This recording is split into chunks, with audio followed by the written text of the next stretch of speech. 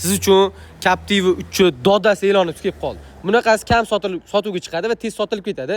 2014-yil ishlab chiqarilgan, 2015 dan haydalgan ekan.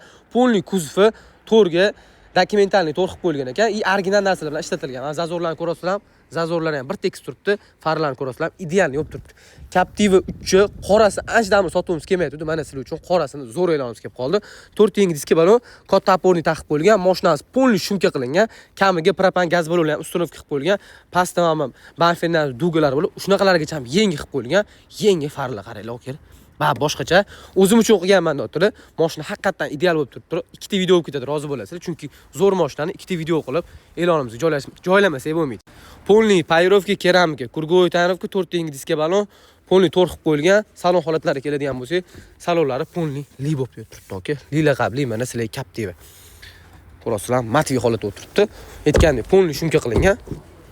Mashina haqiqatan zo'r, 195 ming kilometr yurgan. İçlari polniy akvaprint qilib qo'ygan, qaranglar, nomlarigacha bor ekan. Tepalari, lyuklari ishlab turibdi.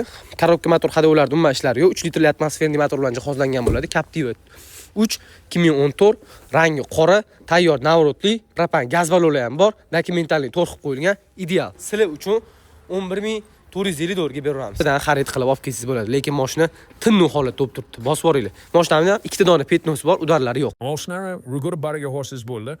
Tulgurbaganlar Telegram kanalini bo'lib olinglar. Nazva mahadovda xohlasak, mashinalar qo'yilishda davom etmoqda.